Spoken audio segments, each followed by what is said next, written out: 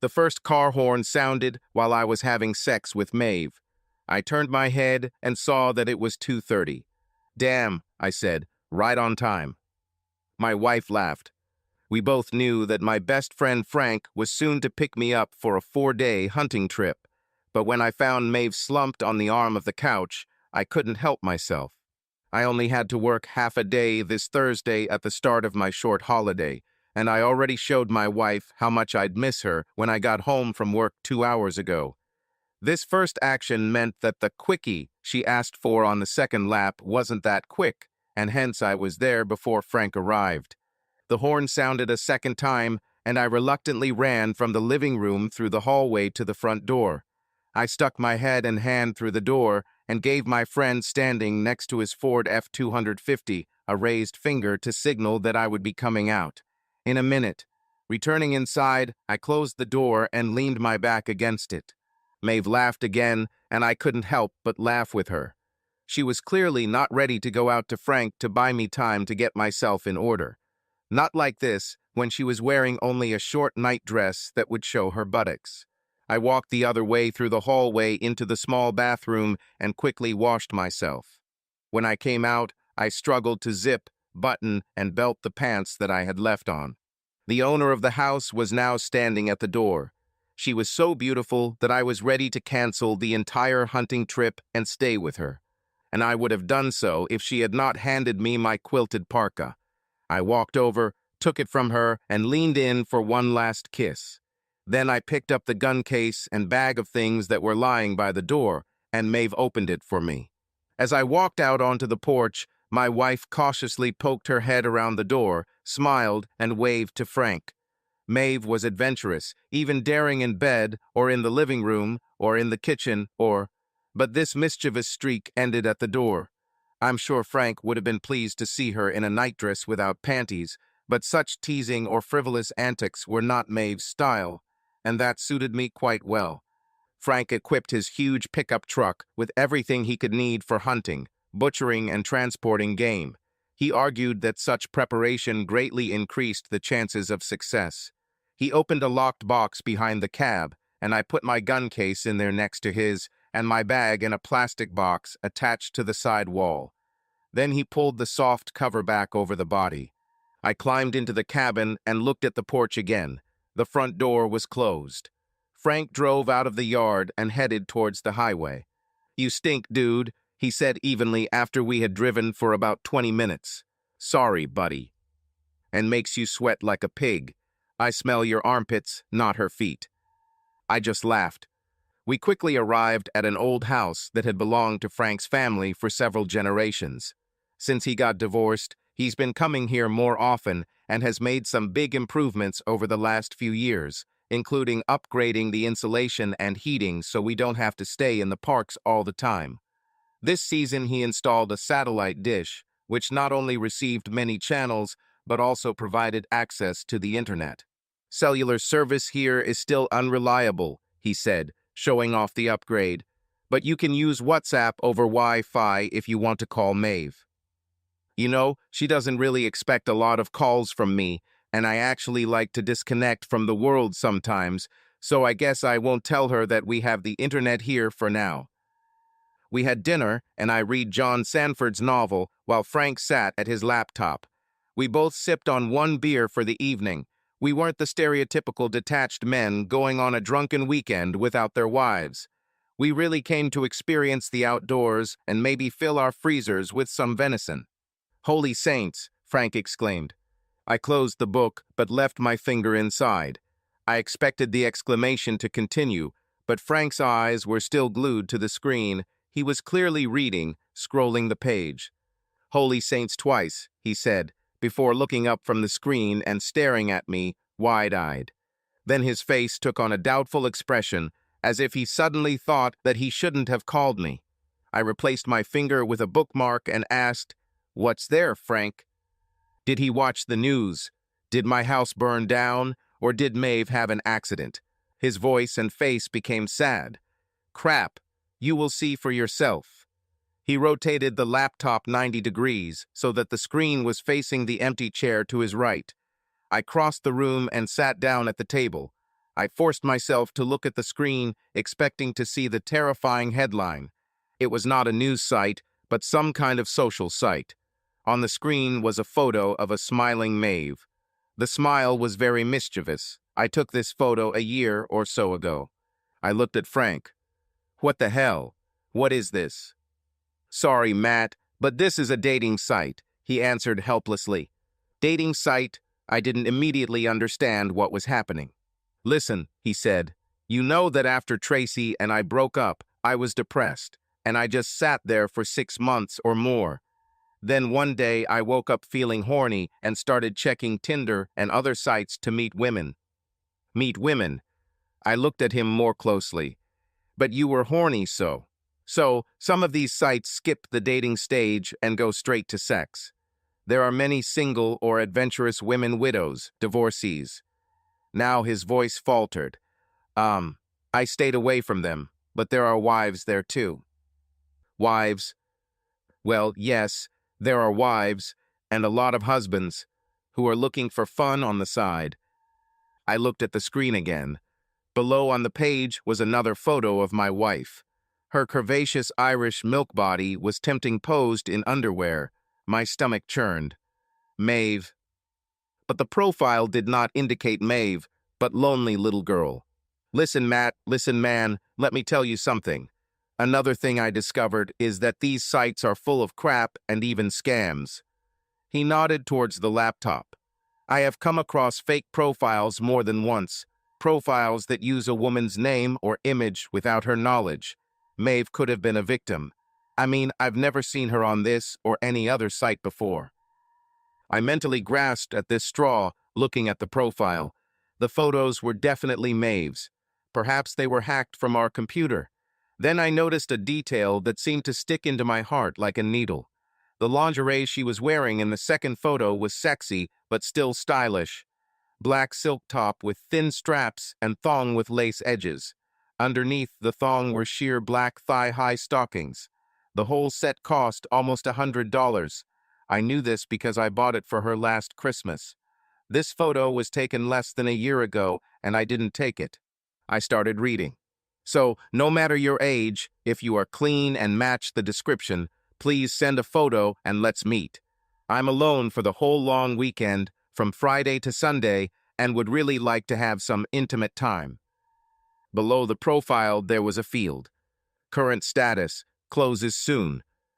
I looked up and met Frank's eyes. Problems? What the hell? Listen, this could be a good sign.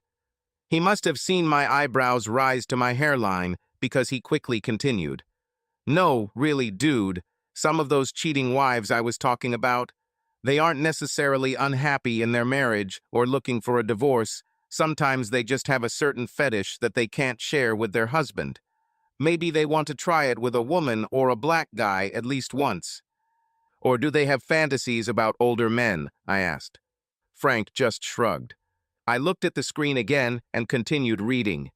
Then I got a lump in my throat, and I must have made a sound because Frank said, "You found what I call a double crap."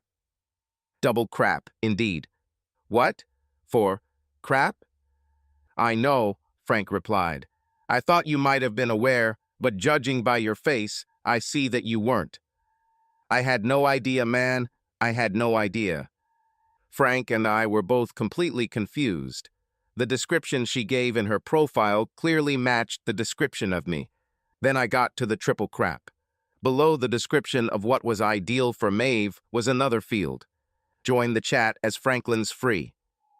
I immediately realized that Franklin's Free was Frank's post-divorce dating site name. Clicking on it opened a chat window. I started scrolling through messages where all sorts of freaks were telling me what they would like to do with my wife's hot body, and she thanked them from time to time for such compliments. Then one message really pulled the rug out from under me. It was from someone calling himself Daddy 20. Daddy 20. Hi, baby. Had a great time last month. I hope you can find a place for me. Almost immediately, there was a response from Little Girl. Little Girl, my young soldier. Oh yeah, I can definitely find a place for you. PM me and tell me when I can see you again.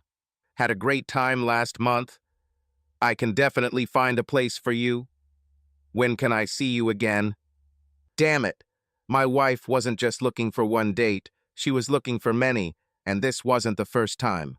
She's done this before, I said, stunned. I looked at Frank. Can you determine how long she has been on this dating site? Because that's what he is, right?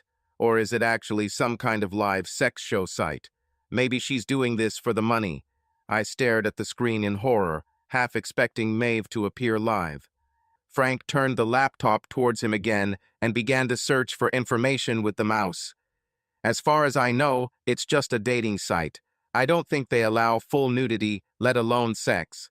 Chat rooms can be quite explicit, but you need to have an account to access them. Oh, I see you have already found it. He continued his navigation. There are a lot of professionals and semi-pros on these sites, but I don't see any warning signs. He added in a confused voice, everything indicates that she's doing this, for pleasure. He looked at the screen again and changed the subject. Okay, here's an interesting point. Tiger Pop writes, glad you decided once isn't enough. Okay, she finally says, I thought one time would be enough to cure me of my naughty crush, but I hope another round of injection therapy will be enough. I hope you can come. Frank looked up from the screen. Well, if you read between the lines, it looks like her secret fantasy was to drive a train, and this would only be her second time. But she said she didn't expect to do it again, he added quickly, as if that somehow meant my marriage wasn't over yet. She also thought that once would be enough, I growled, if it really was just one time. My shock began to turn into anger, and she arranges a whole weekend while I'm in the mountains. She tells this bastard that she can make time for him. How many fucking dates does she have planned? I barked at Frank. Hush, Matt, hush. There is no calendar to show when it is available. It's like a pop-up site designed for quick meetings, not long-term relationships. Make a date with her, I said. What? Her profile says this pop-up site will be shutting down soon. See if you can make a date with her this weekend. I want to know if she's really cheating now while I'm here in the mountains. Well, I could try making a date, he said, although his voice made it clear that was the last thing he wanted to do. But I don't match her description, plus she wants to see a photo. It struck me again. She wants to see my photo. I wondered what she would say if she received it. I told Frank my idea of going on a date with her using my own photo, and he said it was a really good idea. Don't be one of those fools who just let it happen when they have a chance to stop it. I then reminded him that it was too late if she had done the same thing a month earlier. This made him think. Then I said that I could ruin it this time by sending a message in the chat that I was coming home with a gun and would be looking for all the bastards who were talking to my wife. That's when he changed course and said it was probably best not to give her any warning. Listen, she said she has Friday, Saturday, and Sunday free, so she'll be making dates on those days. Frank and I both took Friday and Monday off to give us more time to hunt on our licenses, so I wasn't expected home until Monday afternoon or evening. If you interfere in the chat or send her a message on WhatsApp now, she will have time to cancel any dates and prepare her lies and excuses before you return. The anger was clear in his voice, and I remembered that his wife Tracy seemed to suddenly leave him, and only months later did he find out that she had been cheating on him with her boss for a long time. But if we go there now, you'll be able to stop this madness before it even starts, but you'll still catch her red-handed, in person, and with evidence. He nodded and glanced disdainfully at LTL Jill's profile on his laptop. My house was a little over 3 hours away, and we discussed all the options as we drove along the mountain roads and then the highway. The conversation ranged from catching Maeve right now at our house to spying on her and ambushing everyone who came for a date.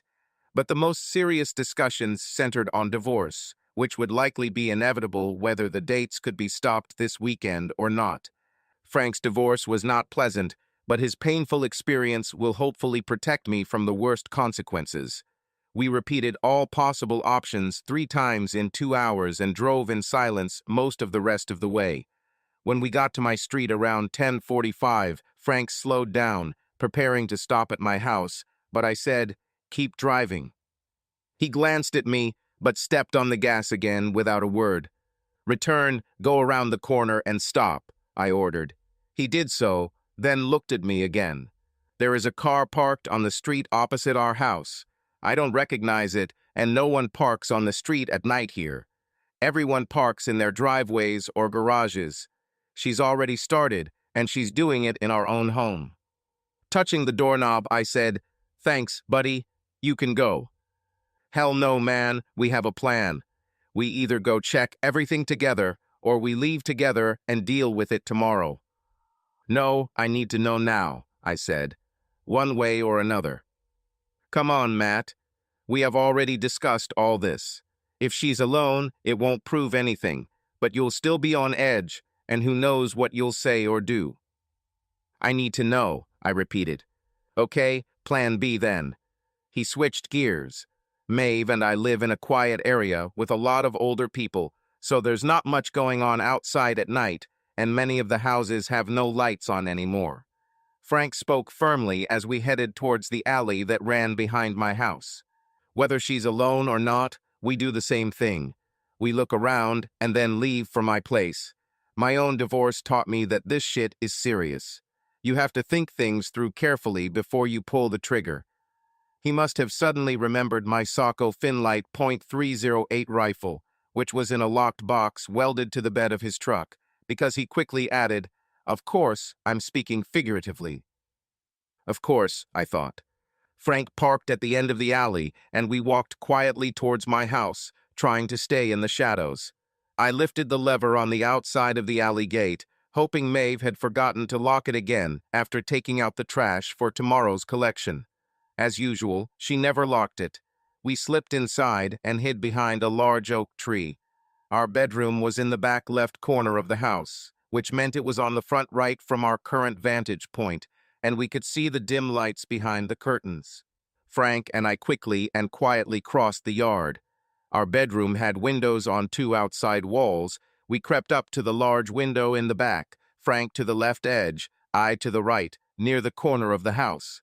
Unfortunately, the curtains served their purpose well and blocked the view. From 4 feet, Frank shook his head, making it clear that he, too, could not see anything. I walked around the side of the house and saw a thin strip of light in the middle of the window. I crept up and cautiously looked through the gap in the curtains. I had an excellent view of the bed from the side. She cheated on me. At least he looked like my father. Or maybe this is me 25 years from now.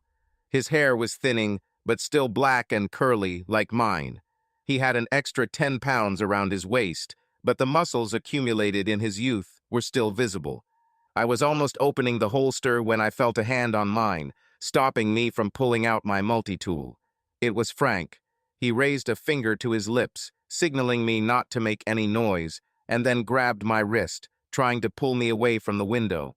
I resisted and was about to push or hit my best friend when he suddenly let go of my hand and I fell on my butt. I looked at him and he raised his hands in the air, turned around and started walking towards the back gate. I caught up with him halfway down the alley and we walked back to his truck together. I stopped next to him and looked at the vinyl tonneau cover, imagining the lockable box underneath. I knew it contained not only 2 rifles, but also a .357 Magnum and 2 cans of bear spray, which we carried for protection in the mountain forests. He ignored the pleading in my eyes and reached for the door handle. "We've been here too long," he said. After I climbed in, he drove out of the alley. There was a grocery store 3 blocks away at the intersection of our street and a larger avenue, and he pulled into an almost empty parking lot.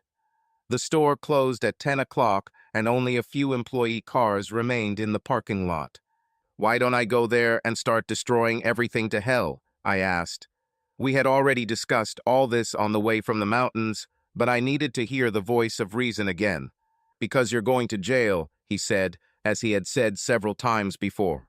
"Plus," he continued, "it's not his fault.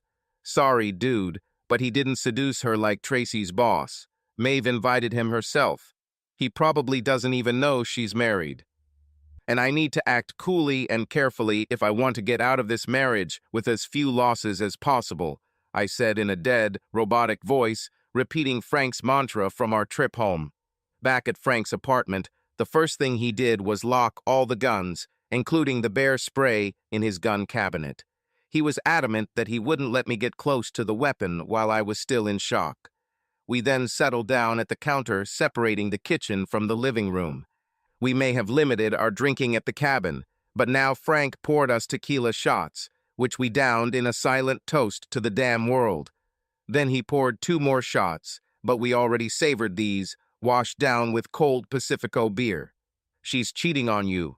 "With you," Frank said thoughtfully, returning to this strange and confusing core of the mystery, as we had come to call it.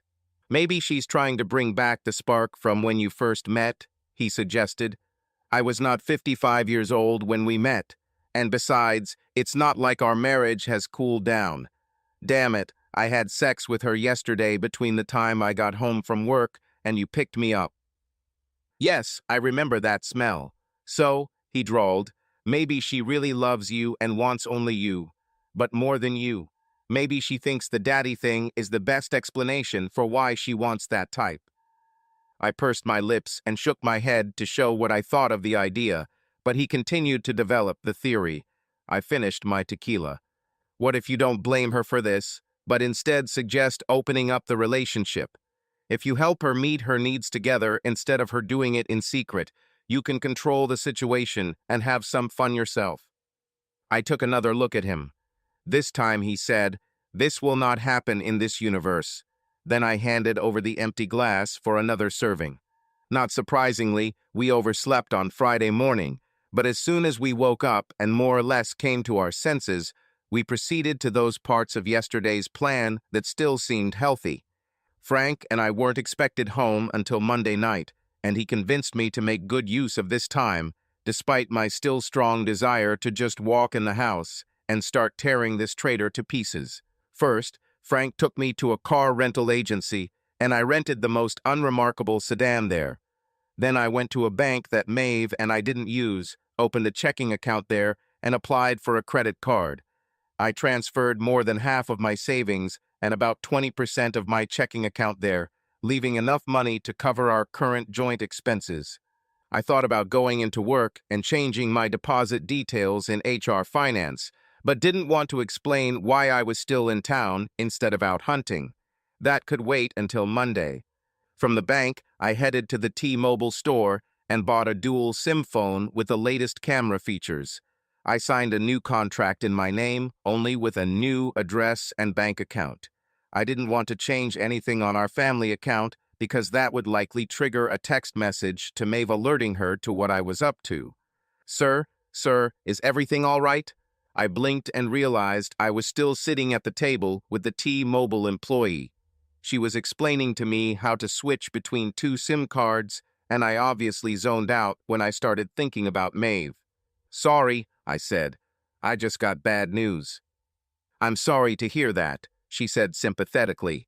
She quickly completed the checkout and wished me luck before I left the store. Frank and I met at Starbucks and discussed the next step of the plan over coffee. We then returned to my neighborhood to make it a reality. We left Frank's truck in the same supermarket parking lot where we had left it the night before, only now there were plenty of cars to hide among. Frank drove us in my rental car down 3rd Street to my house. This time, when we drove by, there was no strange car on the street, and Maeve's car was also missing. We drove into an alley, and I jumped out, going through the back gate, which Maeve again didn't lock. On another day, I would have been a little angry about such a careless attitude toward safety, but today I was just glad. Of course, I could just walk in through the front door, but then the retired neighbor might see me and then mention it to Maeve. It's better to stick to spy methods for now. Frank drove into the supermarket parking lot to watch. 95% of the time, Maeve and I walk home along Tompkins Parkway, turning onto 3rd Street at the supermarket. The observer for the half hour I was going to spend in the house seemed a little paranoid as Maeve had to be at work, but better safe than sorry. I entered through the back door into the utility room and from there climbed a folding ladder into the attic, where I selected an old canvas bag and backpack left over from old luggage. I had more interesting things, but they were in plain sight, and I wanted to leave as few traces as possible that I had been in the house and taken something out. From the safe in our home office, I took my passport, social security card, will, birth, and marriage certificates and put them in my backpack. There was an envelope with $2,000 in cash, and I took half. There were also gold coins that were probably worth about $5,000 at today's prices. I knew there was little chance Maeve would open the safe, but I didn't want to accidentally cause her to panic or call the police if she noticed they were missing, so I left them in place for now. I'm going to work on Monday to change the bank and so on, but I didn't want to go there in dirty camo pants, a flannel shirt, and scuffed-up Timberlands, so I grabbed a few pieces of work clothes from the closet and drawers, not too many for Maeve noticed their absence. Now to the hard part.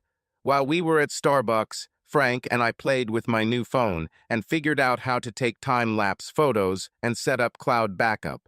I decided to shoot in time-lapse mode because I didn't want to record sound, thinking that watching her have sex would be quite painful without sound. I placed the phone on the cabinet that stood against the wall, hiding it among the hats that were stored there. I took a few test shots to make sure the phone would capture the bed well, and left it there to record evidence of the destruction of my marriage. Before leaving the bedroom, I slightly moved the edge of the curtain on the window where Frank was trying to peek, creating a small gap through which I could peek the next time. Of course, I didn't tell Frank about this part of my plan because he was categorically against any further espionage. I moved to the living room for the last task. As part of another upgrade to the old hunting lodge, Frank installed trail cameras to keep an eye on the game. We grabbed one of these cameras before returning from the mountains, and now I've mounted it on a high bookshelf to capture the sitting area in the living room, with the door in the background. It didn't have a download feature, so I had to pick up the SD card later to get the images. The new phone in the bedroom was set to upload data to the cloud every 6 hours to conserve battery power and not alert Maeve by constantly being connected. We agreed that I would spend no more than 30 minutes in the house, and seeing Frank's tense face, I relaxed a little when he saw me walking through the supermarket parking lot after only 25 minutes. We both stopped at the KFC drive-thru and were now sitting at Frank's dining table with food and notepads filled with to-do lists and ideas. I had almost no appetite, but chicken strips and potatoes were a light snack. I was more interested in the double shot Jack Frank put in my Coke. "You need to write to her," he said. "We need to maintain a semblance of normality." Maeve knew that the cell phone signal in the mountains was terrible, and most likely she was counting on this so that she would not be distracted during the date by awkward calls from her husband. But our proven method of partial communication was to always have a text message ready to be sent when there was a signal along the way. I stared blankly at the message screen. What the hell should I text her? "Everything is fine. I hope you have good sex there." "Give me this," Frank said, snatching the phone from my hands. "You will write what you always write." He scrolled through the message history, apparently to understand how we usually communicate via SMS. "Oh wow, you naughty ones. No, we will not write this. Okay, here's something suitable, quick messages on the run." He said out loud that he was writing, "Hello, dear. Calm road, good weather. Tomorrow morning early on the trail. I'll write later. Kisses, Matt." He then pressed send and immediately sent the following message. "We're getting ready to go out. The weather is still good. I feel like I'm going to get lucky. Love you." Then he started entering a new phone number. "Okay, the next call is to my lawyer and yours if necessary." Frank said Kelly David saved him from an even worse blow in a court system that favors a wife even if she was the one who cheated. He also mentioned that even though he knew he was losing in the courtroom, he was still pleased to see that Tracy was clearly nervous that his husband's lawyer was a 30-year-old woman who was as beautiful as she was. Dewitt's office answered the phone, and I listened as the lawyer seemed to take over the conversation, and Frank took a couple of minutes to catch up and introduce me. Then he handed me the phone. "Hey, Matt," Kelly said in a pleasant contralto voice. "I'm Kelly Dewitt, but I'm afraid Frank didn't tell me your last name." "Kara's, but please call me Matt. Okay, Matt. First of all, my condolences. I understand that all this fell on you out of the blue, and that everything is quite disgusting. Yeah, pretty shitty. Oh, I'm sorry. I apologize for the language. She laughed. Don't worry about it. If you can't let off steam with a lawyer, then with whom? I still felt bad about this teenage mistake, but I relaxed a little after Dewitt's words. Frank warned me that she was a person without unnecessary sentimentality, so I decided not to worry about it. So will you become my lawyer? Do I need a lawyer? Well, let's start with the second question. I realized that there was treason involved. Are you ready to forgive this and perhaps try to fix everything through counseling? The hell with it. Do you want to use this betrayal to influence alimony and so on? You're damn right, I growled. The thought of having to support Maeve and her wild life, the same way Frank had to support Tracy, made my stomach burn. Fine. This means filing for a fault-based divorce and going through court proceedings, for which I highly recommend getting an attorney. Okay, Kelly, that's what I thought. So can you represent me? Frank says you did a great job on his case. And Frank told you how much it costs. Said, well, I'll tell you this, Matt. Our prices have gone up a bit since then, but since you came on Frank's recommendation, I'll charge you the same rates he paid. Is this fair? Yes, that suits me. When can we meet? HM. Matt, this may sound a little flippant, but I want to be honest with you. If what Frank told me is true, this case sounds very interesting to me, and I want to take it on immediately. I can make an emergency appointment for you on Monday morning if that suits you. I covered the microphone with my hand and quietly said to Frank, she wants to get into it right away because she's interested in it. He chuckled and shrugged. I told you so. I said to Miss Dewitt, yes, that would be great. Do I need to bring proof? Proof? She asked.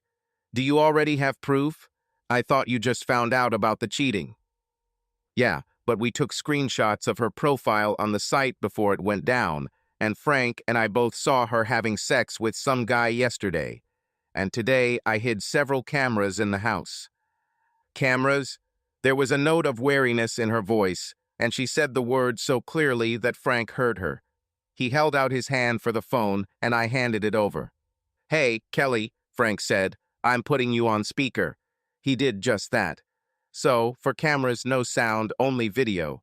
And in fact, in the living room, there is only video, and in the bedroom, there are just frames every 15 minutes. Her voice became calm again. She almost sounded cheerful. So you were listening after all. Kelly Dewitt couldn't see my raised eyebrows, so Frank answered the question he saw on my face. The laws against recording a conversation without permission are much stricter than just video, and there's no automatic expectation of privacy in the living room. My new lawyer clearly realized that Frank had just taught me some of the finer points of watching a cheating wife and continued with the lesson. Surely your wife's lawyer will argue that she has that right to privacy in the bedroom, where I assume you installed another camera. It was actually a cell phone set to time-lapse, Frank said. Okay, I see.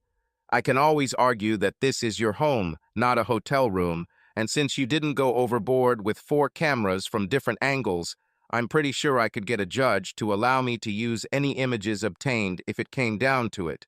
I hope their very existence will be enough to reach an agreement without a hearing.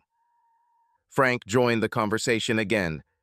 Besides, don't you think her page on the website alone would be enough even without additional video evidence? You're probably right, Frank. There was sympathy and surprise in her voice. So she actually posted ads on the internet looking for partners. Did she specifically say she was looking for sex? I answered. She said that if she was interested in a guy, he would get a very hot date. Dewitt thought for a moment. And she was looking for guys like you? Yeah, I still don't understand what the hell this is. Look, Matt, I don't want to get ahead of myself until we meet on Monday, but let me ask one question. Have you gained a lot of weight lately, or are you having problems with sex? Yes, Frank warned me about Kelly Dewitt's directness, but this question still caught me off guard, and I answered her rather harshly. 6 feet, 180 pounds, which is 5 pounds more than when we got married, but I do more weight training than running, although I did run 2 10K races last month. Regarding the second question, I am still capable of 10 kilometers in this regard. A short pause, then. Okay, good to know. Okay, Matt, after we finish talking, I'll open a secure data portal and send you the access code. Frank knows how to get in. Send me everything you have, and I will review the materials before our meeting. Is 11 o'clock on Monday convenient for you? At 11 o'clock on Monday, yes, that's fine. I'll be with you. And Matt? Yes? Let me add my advice to what Frank told you. Stay away from your wife until we meet. I'd rather you didn't come back to your house at all. I only practice family law, not criminal defense. Understood? I thought for a moment. Understood. After I received the access code to the secure portal from the lawyer, and we sent screenshots of Maeve's profile from the site, Frank went back to my old phone. My cheating wife responded almost immediately to my 2 messages, which she thought were sent Thursday night and Friday morning. Miss you, but hope you're having fun. Happy hunting, love you. Now my divorce coach typed the following message, telling Maeve that we had not harvested the deer yet and were about to go to bed. He then turned off the phone and handed it to me. Wait a few hours and turn it back on. This will create the appearance that the message was sent earlier, but due to the weak signal in the mountains, it only arrived now. You read too many spy novels, I said, but inside I was grateful for his help. I would probably forget to keep in touch with Maeve or write the message incorrectly, which would raise suspicions. This way she will be sure that I am safe and out of her reach. I wish I had the opportunity to collect such evidence, said my friend. Unfortunately for him, Frank only found out that Tracy had been cheating on him for almost a year after she left him, and all the court decisions had already been made. This meant that he was forced to pay the mortgage on the house in which his ex-wife still lived, and pay significant alimony for 3 years, in theory so that Tracy could get the education and training necessary to find a job that would allow her to maintain her usual standard of living. I hoped that Maeve's blatant adultery would save me from financing her philandering life in this way. We then began to apply Frank's hard-won knowledge by doing what people do in such cases. Since I handled most of our family finances, I had all of Maeve's logins to her bank and investment accounts. First, I changed the passwords for all these accounts. Then I changed the phone number on all accounts to my new number and the email address to mine. Just like with our home safe, I didn't expect her to go into online banking or investment accounts during her busy weekend. But when everything went down, I didn't want her to be able to grab my money. I canceled 2 spare joint credit cards after I paid off the debt on them from the joint account. I kept only the one she used for everyday expenses, but lowered the limit. Finally, 6 hours had passed since I set the new phone to record in our bedroom. It's time to test the first data upload to my cloud storage. I almost threw up when I saw what my wife was really doing. I set my new phone to turn on every 15 minutes, starting at a full hour, and take 6 pictures at 30-second intervals to capture a 2-minute window. During the first 5 episodes, only an empty bed was shown in the pictures. An hour and 15 minutes after I left the phone, Maeve appeared in the frame, and she was not alone. 6 crystal-clear images showed a guy. 15 minutes later, the same hairy backbreaker was already in my bed, with Maeve. The next series of photos showed only a rumpled, empty bed. After another 15 minutes, the bed was still empty, but it had already been made. I went back and checked, and yes, the pillowcases were different, so it looked like Maeve had changed the bedding. This was confirmed in the next set of photos when the new sheets were again wrinkled. "Oh shit," muttered Frank, who was next to me looking through the photos. "Is this her?" Yes. In the next series of pictures, the bed was empty, although I noticed a man's shoes on the floor and trousers on the side. After rewatching the previous episode, I saw that they had been there before. 15 minutes later, my brother was with Maeve. Next were pictures of an empty, rumpled bed, after which Maeve actually changed the bed linen. There were 10 series of photographs in total. 5 were empty, 5 were depicted with 2 more lovers. One reminded me of my Uncle Leo, and the other, as far as I could tell, was very far from a family resemblance. Leo appeared in 3 episodes, and a guy who looked like Kara's appeared in 2.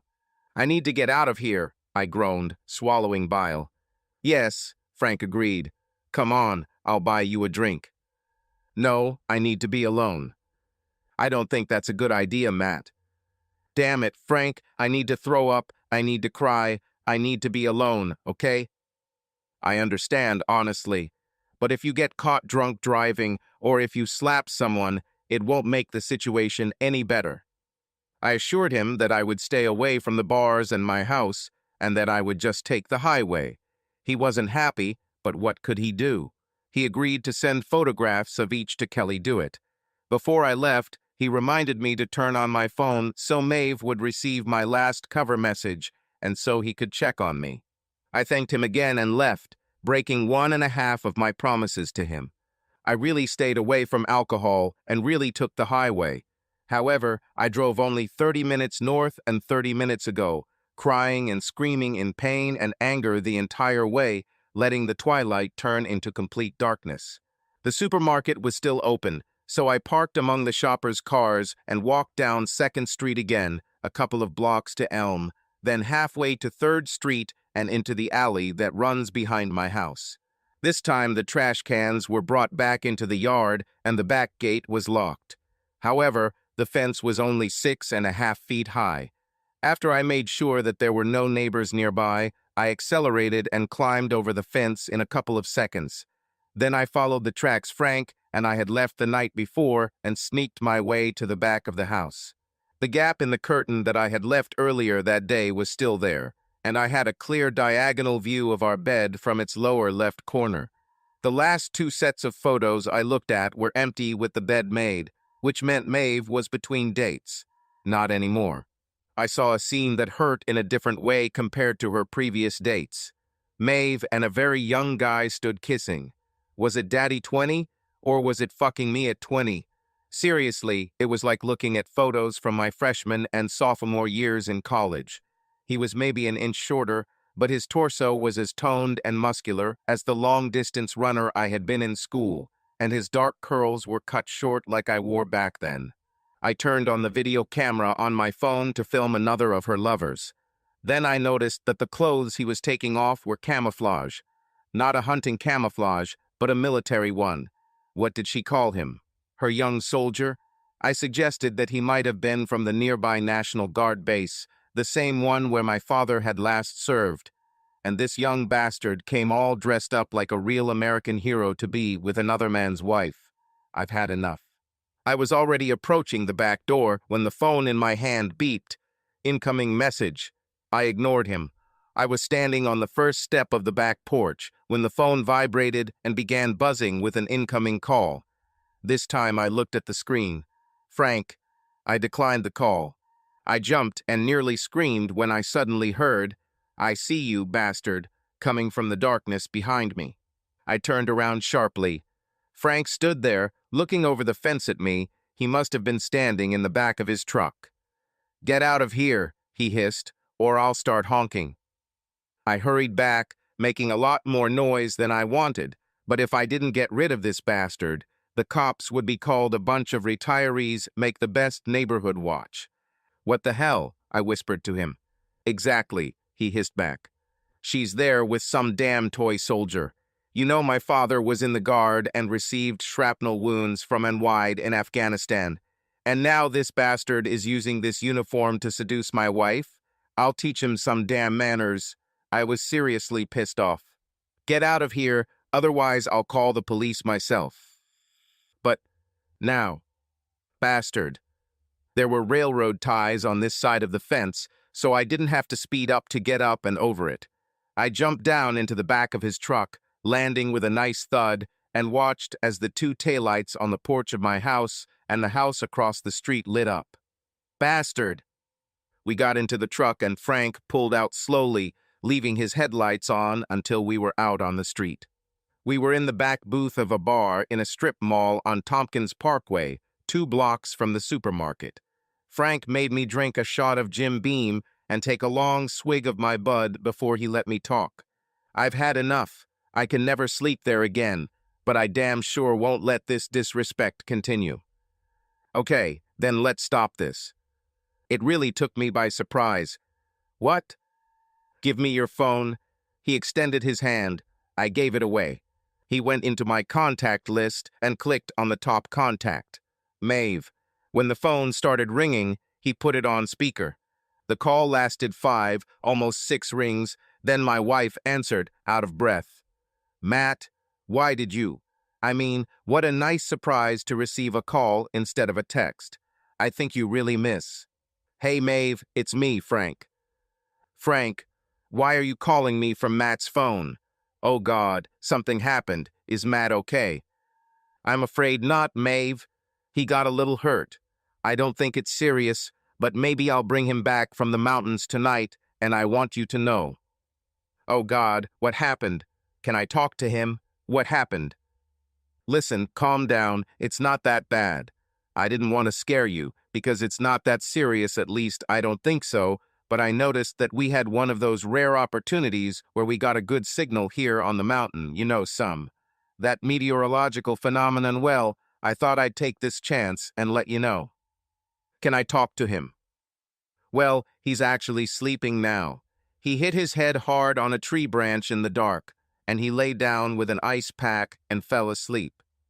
Hit his head. Do you think he has a concussion? Honestly, this is what worries me most.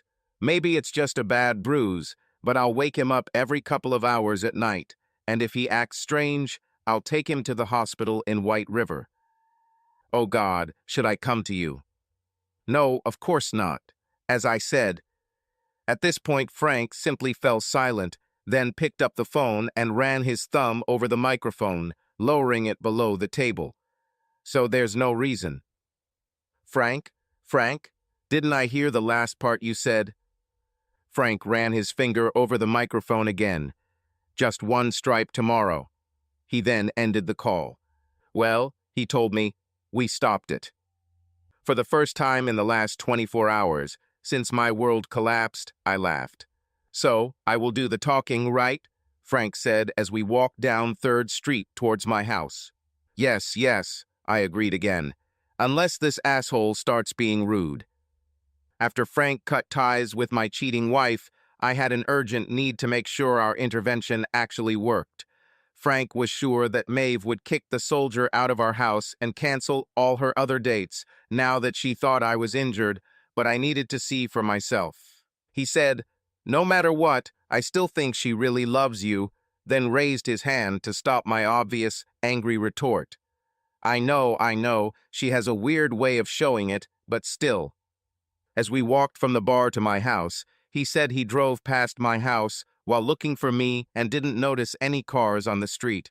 He suggested that, apart from the first guy who came on Thursday, even before Maeve's profile was closed, she asked all other visitors to park at the supermarket so as not to arouse suspicion among the neighbors. How kind of her to spare me this shame, I remarked sarcastically. Hush, I think it's him. I looked ahead and saw a guy passing under a street lamp, walking towards us. He was dressed in an army uniform and wore a camouflage cap. Frank positioned himself between me and the asshole as we walked by. Good evening, he said to the soldier. This bastard simply muttered something through his teeth. He looked clearly unhappy. Is little girl okay? Frank stopped and turned to the departing soldier. The guy froze in place and slowly turned towards us. Little girl? I don't know. Damn, Frank said, turning to me. He really looks like a younger version of you. The guy's brow furrowed, and then his eyes went wide as he looked from Frank to me. Young husband, meet a real husband, said my friend, a stunned guy. Do you like married women? I growled. Frank took half a step forward. Calm down, buddy, he said, not quite quietly, clearly hinting for the guy to hear. Hey, did you notice the pictures of a guy who looked like your older brother while he was at this married woman's house? Frank asked the stranger. Now I noticed his own anger. My buddy had been playing the role of Mr. Cool for my sake, but now, faced with the bastard who had turned him into a cuckold, his long-suppressed suffering began to surface. She said she was divorced, muttered the asshole. Not yet, but soon, I continued in my bearish voice. Oh shit. Then the guy ran. I prepared to chase him. He may be 9 years younger, but I would catch him in a block or two and literally walk on his back when I caught up. Frank turned to me and opened his arms in front of me. No, boy, no. For the second time in 2 days, I was close to throwing my best friend aside, but then I saw the anguish on his face. I lost Tracy to a cheater. I don't want to lose you the same way. I released some of my tension, but still could not contain the urge to follow the young soldier. You've already lost the main battle, boy. If you go after this asshole, you will win a small one, but you will lose the war. Attacking some guy won't win back Maeve or your respect. It will only put you on trial, cause more ridicule, and possibly land you in jail. I felt my shoulders drop as I watched his shoulders drop too. Can't I at least beat him up a little? I finally said. Maybe in 6 months or so, after we've given you a good alibi, he chuckled. Frank's truck was parked at the bar, so we got into my rental car in the supermarket parking lot. We waited. Yes, Maeve had clearly kicked the soldier out before they could finish the job, and yes, I agreed with Frank's assessment that we had succeeded in dampening her desire to continue this weekend of deception, but I still needed to know. Frank was starting to get tired of my obsession, but being an experienced cuckold and a good friend, he agreed to give me an hour. We spent the first half in the bar, enjoying a beer while the young soldier had to get down to business, and then we settled into my car.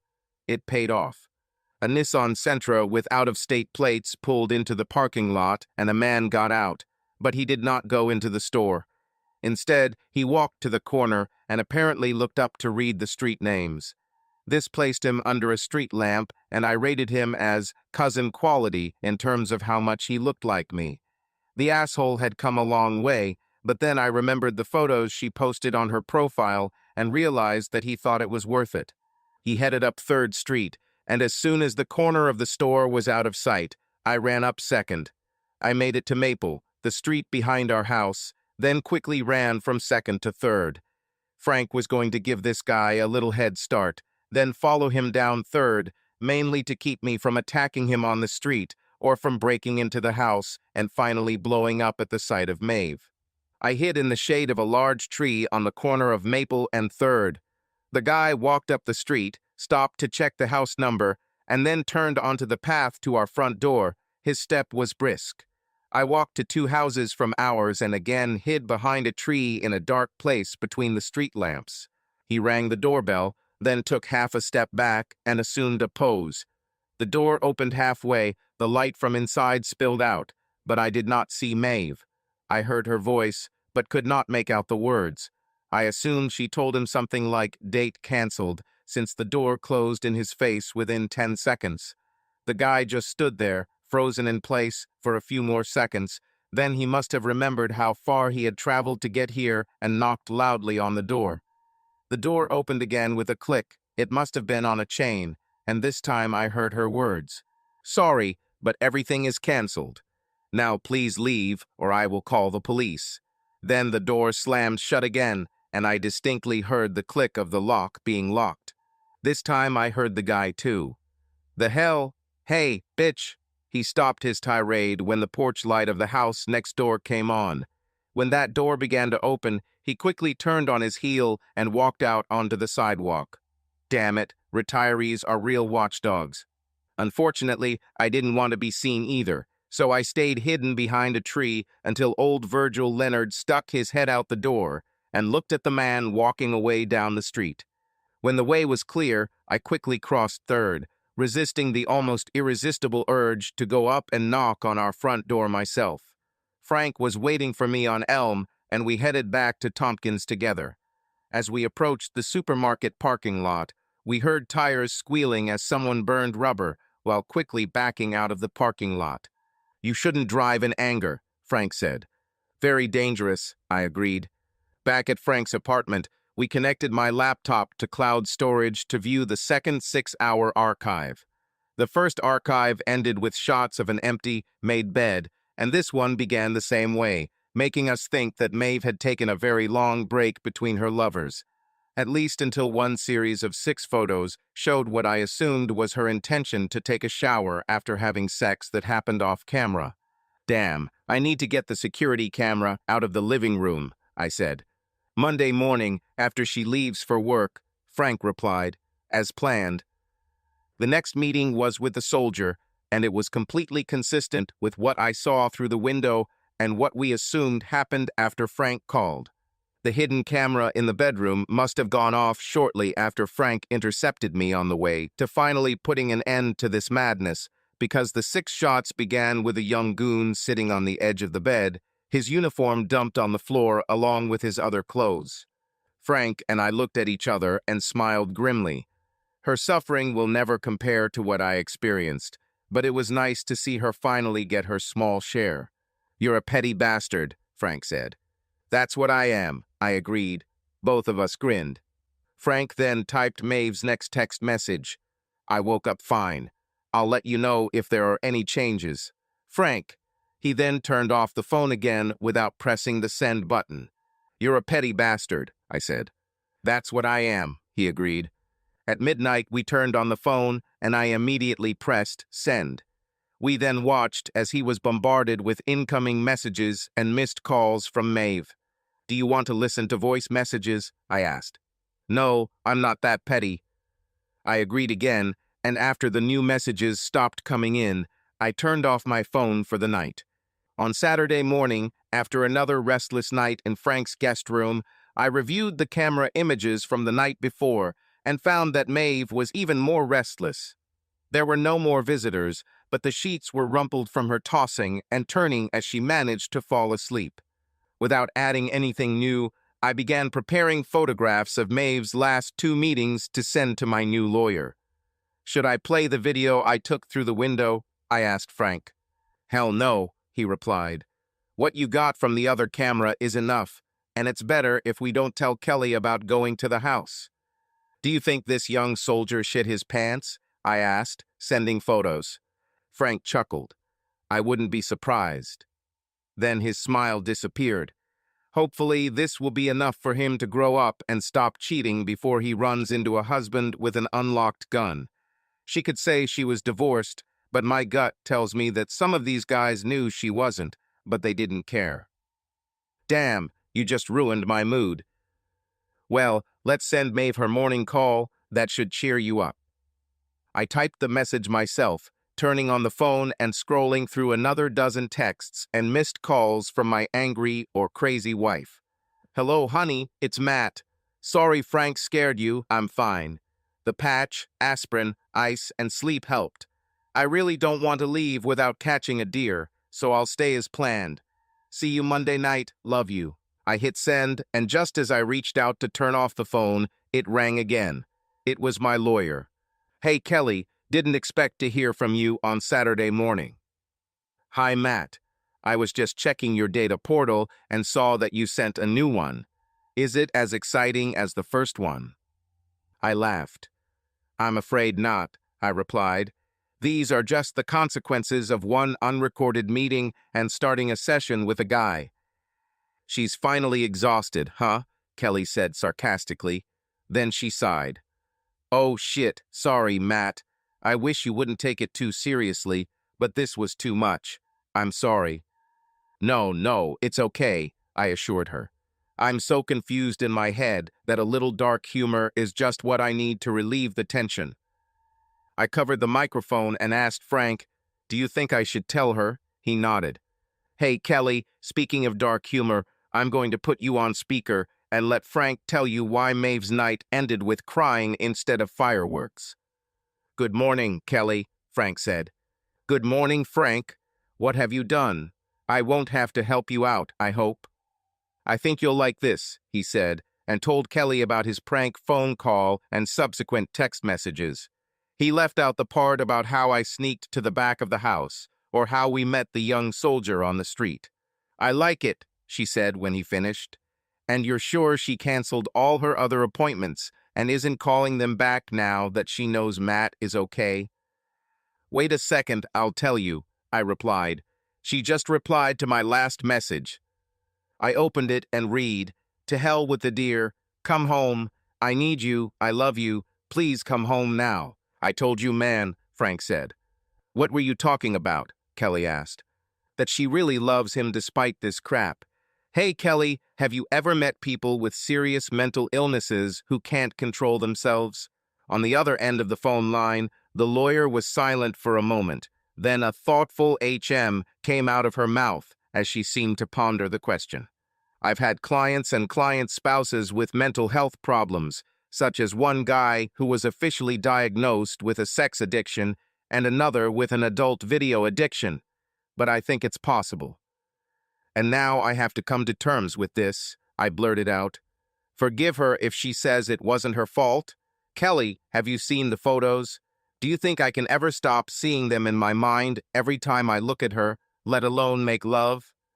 "I don't think you can," Kelly said soothingly. "If she does receive a mental health diagnosis, it will likely affect the type of divorce and the division of property agreements. But I don't think any judge would refuse to grant you a divorce after the level of planning she put into getting together with these men." This conversation finally confirmed my decision. "Kelly, how quickly can you apply? I can't live with this woman anymore." "Yes, I can understand that," she said. "Look, Matt, I have a few ideas, and we'll probably need to meet with her and her lawyer before we decide what action to take. But I'll have the paperwork ready to discuss on Monday, okay?" "Fine. But what should I tell her on Monday night when I don't come home?" "You don't tell her anything. I'll do it." "What should I do now?" I asked. "I've read the list of actions you've already taken, and I think you've covered everything. Any further action may turn against you in the eyes of the judge. So calm down, stay patient, and don't step on your own rake." Frank chuckled and said, "Kelly, I'll tell you, I try my best to keep him from doing this, but he still keeps trying." "By the way," Kelly said, "Matt, you said you were still ready for the 10K. Frank and I froze and stared at each other with wide eyes. "Yes, I think I said something like that," I answered carefully. "Great, then go and run. Bye, guys." And she hung up. The phone rang again, but this time it was Maeve, so I turned it off. I took Kelly's advice and went for a run. Luckily, I grabbed an old pair of running shoes and other supplies while I was at the house. Frank went running with me, and I had to stop after 3 miles because it was already well beyond his comfortable distance. I still felt like a cornered tiger, so Frank suggested another way to release some of my pent-up emotions. We put our guns back in his truck and headed toward the mountains again. This time, however, we only drove for an hour before arriving at the outdoor shooting range where we usually went before every hunt to sight in our guns and brush up on our skills. The range operator usually set up deer targets for us, but this time I asked for human silhouettes. I had to buy more ammo at the range to keep shooting and ended up hitting 5 targets. When the range master saw the many holes in the face, core, and groin, he looked at me with a half-serious, half-dorky expression, but simply complimented me on my accurate hit groups. I shot 4 times more than Frank, so it was no surprise that he finished cleaning his gun long before I did and went to talk to the mechanic. I noticed that they were both looking at me while they were talking. "What did he say?" I asked Frank as we headed southeast again. Frank didn't sugarcoat it. "He said he'd seen this before and asked me if I could stop you from shooting anything other than paper targets." I said I could. Frank kept his word by immediately moving my gun from his locker to the gun safe as soon as we returned to his apartment. The rest of the weekend was pure torture, and Frank acted as my tutor to keep my mental engine from overheating from trying to figure out what had happened to my marriage.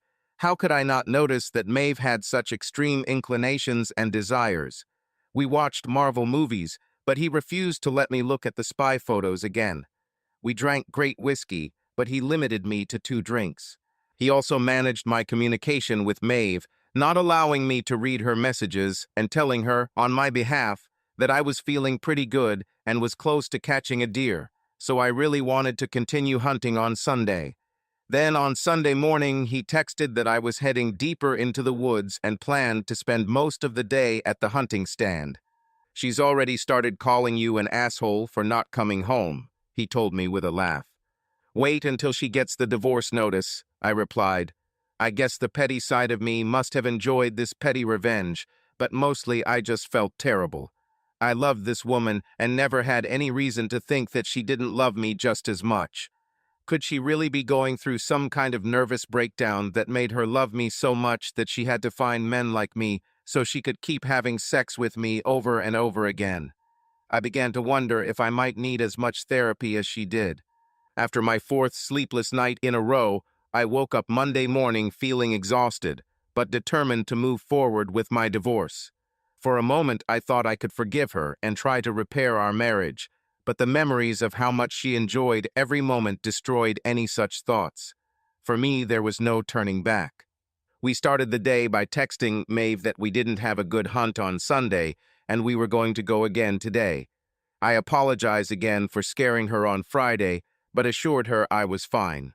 We sent a message from the supermarket parking lot near our house, and her response came quickly. "You left me here to relive the whole weekend, and you still can't give up on this damn hunt, so you can come back early. Well, maybe you should go see Frank, because right now, I don't think I want to see you right away." I couldn't help but chuckle. The irony was that she was proposing to do what had been my plan all along. 15 minutes later, her car drove down 3rd Street and turned right onto Tompkins, her usual route to work. I drove up and parked in the alley behind our house. This time I didn't try to hide, but I still didn't want to attract the neighbors' attention by leaving the car right in front of the house. When I was sure everything was clear, I jumped over the back fence again and entered the house through the back door. I took the security camera and my new phone. Then I took a full-size suitcase from the second bedroom, which was a storage room and dressing room, and in the future, according to our plans, was to become a nursery. Well, this plan could be put to rest. My heart broke even more when I realized how far her betrayal extended, shattering my dreams. I filled my suitcase with clothes, and this time I took the gold coins from the safe, as well as my laptop. I assumed that she had already heard bad news from Kelly before he noticed I was in the house. Back at Frank's apartment, I removed the SD card from the security camera and plugged it into my computer. We watched as lovers came and met in my house. The mystery of the 5th visitor, whom we never saw in the bedroom, was solved when a man appeared at the door. When his shirt was removed, I saw a very elaborate tattoo of a tiger wrapped around his waist, the same tiger pop she mentioned in the chat under the name Little Girl. When he finally turned to the camera, I saw that the tiger's tail was tattooed so that it ran down his lower abdomen to his shaved privates. At first I was surprised that anyone could endure such pain. I felt sick and went into Frank's bathroom to throw up. While I was trying to empty my stomach, Frank did me a favor by cutting short video clips of Tiger Pop and some other bastards and sending them to Kelly Dewitt. After I had thoroughly brushed my teeth, I returned to the room where I was temporarily staying and collapsed onto the covers, fully dressed. I just laid there, covering my eyes with my forearm, until Frank called me and told me it was okay to watch the video again. When I walked out into the open-plan living room, Frank was standing in the kitchen, heating up sausage sandwiches in the microwave while his coffee machine roared. Ah, the life of a bachelor. "You should watch the rest of the security camera video," he said. "This should cheer you up." My laptop was set up on the coffee table in front of Frank's couch, and I sat down in front of him. That's when I noticed a shot of whiskey next to my laptop. 9 o'clock on Monday. Another sign that I had joined the ranks of divorced men. Well, why not? I drank the shot and forced myself to look at the computer screen. Frank was right. The video from the rest of Friday until Monday morning was much more enjoyable to watch than what I had previously seen. It was also informative. After the little soldier was sent out the door and his successor was denied, we saw Maeve again and again disturbing the camera by walking by as she paced restlessly around the house, usually holding her phone, talking or texting, trying to find out the condition of her wounded husband. This continued off and on throughout the night. Saturday and Sunday showed the same thing, with Maeve looking increasingly exhausted and increasingly angry as I seemingly ignored all her worries and pleas to return home in order to get my treasured trophy. One thing I particularly noticed was the order she kept in the living room. I hadn't noticed before, but a number of things that were usually in the living room were missing, but now they were back in place. Mostly these were photographs of me. Frank sat next to me. We ate sausage sandwiches and drank black coffee. "Damn," I said, "she really wiped me out, didn't she? Looks like that guard boy wasn't lying when he said Maeve said she was divorced." "Wait a minute, go back," Frank said. "Be back by late Friday." "What did you notice?" I asked, rewinding the video to one of the earlier fragments. "Look at her hands," he pointed out. Maeve walked back and forth in the living room, holding her hands up and actively typing. "What?" Then I answered my own question. "Oh, no rings." I fast-forwarded, frame by frame, to about 10:30 m. Saturday. Okay, here they are. She really played the part of the divorcee to the fullest. I did not send the lawyer any messages with recordings from the security camera after the events with the lovers, but I still gave her fragments from their appearance on the doorstep on a flash drive if she suddenly decided that she needed it. Kelly Dewitt, an attorney, walked up to me from behind her light wood desk to greet me. After we shook hands, she took a step back and just stood there, appraising me, so I decided to evaluate it.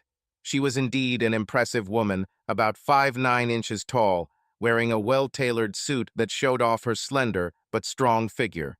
However, I deliberately kept my gaze on her face. Her eyes were a dark amber color, slightly almond-shaped. She, on the other hand, ran her eyes from my feet to my head, visibly lingering in the middle. 6 feet, 180 pounds, long-distance runner with a little extra muscle weight. I think I can assume that the rest of your description is also correct.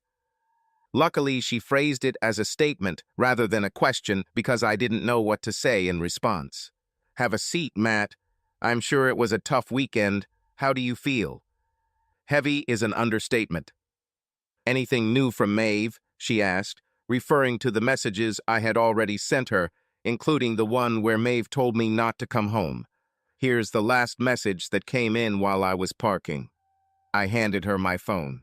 She read, "Darling, please forget my last message. Yes, I'm mad as hell at you, idiot, but I need you to come home as soon as possible. I'm dying here without you. Please, Matt, please." "Okay," Kelly said thoughtfully. "If the sentiments I perceive in this message are at least partially sincere, then it appears that your wife did not do what she did to get rid of you. In fact, my gut feeling is that once she finds out you know, she'll never try it again. Hell, she probably never intended to do it again. Should I count on this? And I can't just pretend it never happened." "No, of course not. But if she really explains why it happened and swears it will never happen again, is there a chance that you can forgive her and move on with the marriage?" Kelly raised her hand to stop my immediate angry reaction. "I have to ask about reconciliation, Matt. The judge will demand it. And as far as I understand, you still love her." "I loved her. Now I'm not sure I can. You've seen some photos and short video clips, but you didn't have to sit and watch the whole damn Tiger show." I was amazed that Kelly didn't have to ask what I meant. Obviously, the Tiger guy left her with the same bad impression. She simply said, "I know what you mean. But as I said, I practice family law, and we should at least try to figure out if the family can be saved. And you need to consider that Maeve will probably fight to save your marriage. She can't force me to go to couples therapy, which I'll have to pay for, can she?" Kelly grinned. "I'm almost sure that in this case, no. Okay, let me tell you what I'm up to, and then we'll need to discuss property and financial issues. If you want her to be served with a summons as quickly as possible, we need to be ready to make an agreement. If I get a divorce due to infidelity, will I still have to divide everything in half and pay her alimony, because my income is twice as much as hers? Kelly spent the rest of the morning answering these questions and more. By 1 p.m., including discussion over the sandwiches she ordered, she had outlined a plan that I thought would allow me to end my broken marriage with minimal damage to my future. It was time to pull the trigger, and I nodded to my executor, Kelly Dewitt, an attorney, to take action. With the phone on speaker, she dialed the number of my soon-to-be ex-wife, Maeve. The call was answered before the first ring sounded. Matt, where are you? Are you coming home? Are you okay? What the hell are you doing, asshole? Oh God, honey, I need you so much. Where are you? Mrs. Kara's, Kelly interrupted her sharply. What? Who is this? Oh God, she screamed. Where is Matt? What happened to him? Mrs. Kara's, my lawyer said more loudly. Frank and I realized that calling from my phone wasn't the best plan because we were afraid that she would ignore any call that wasn't from me or Frank. Mr. Kara's, Matthias, he's fine. He's not hurt. He's fine. In order? But Frank said, Who are you and why are you calling me from Matt's phone?